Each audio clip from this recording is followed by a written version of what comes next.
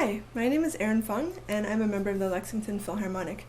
I'm coming to you from my living room today. I wish we could be playing our concerts for you, but under such circumstances, I hope everyone is staying happy, healthy, and safe at home.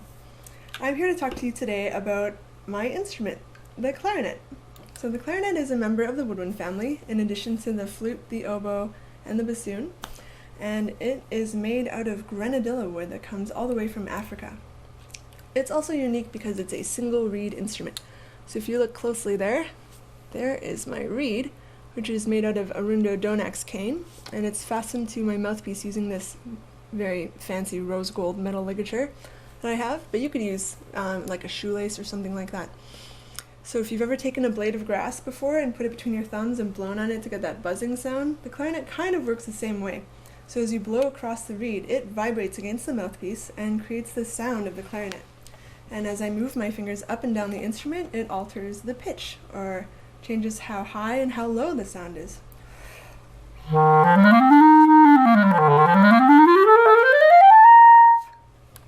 So the clarinet is actually one of the younger instruments in the orchestra. It was invented around 1700, so we missed out on a bunch of the Baroque and Renaissance music that preceded that, but it's used a lot in the Romantic era after, and also in a lot of modern music.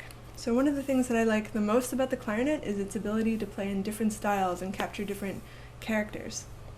So you might know a popular folk tune called When the Saints Go Marching In, but this is kind of an example of Dixieland style.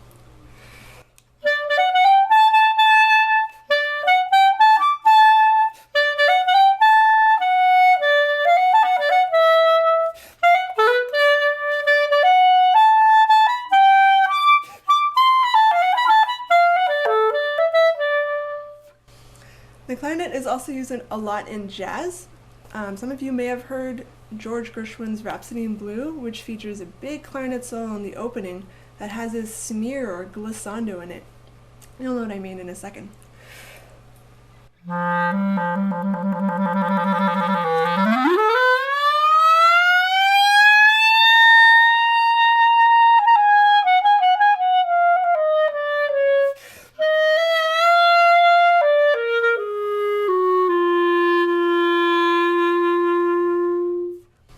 You might have also heard it before in the movie Fantasia.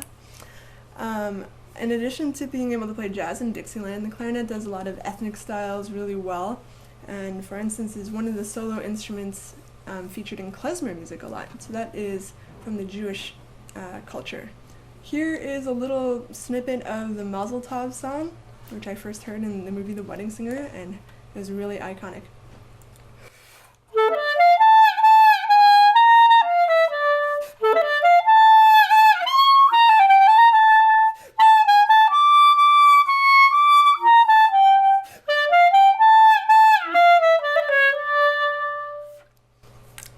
Alright, and now I'm going to tell you a little bit about the clarinet family. So this is the B-flat clarinet, which is used most often in bands.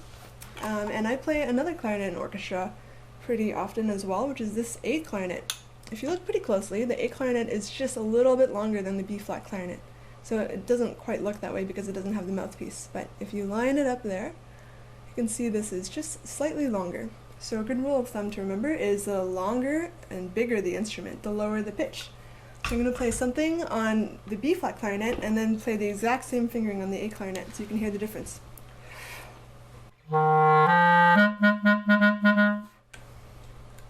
And then on the A clarinet, it sounds like this.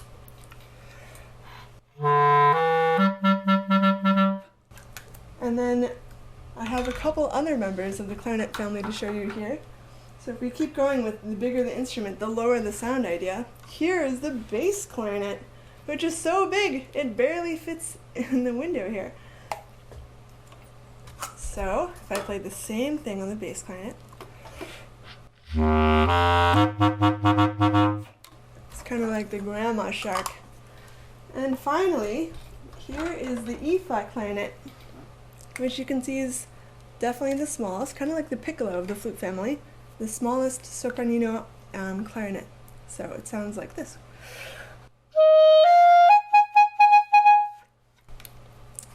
Because of social distancing, I have asked me, myself, and I to play a little quartet for you today, so I hope you enjoyed that.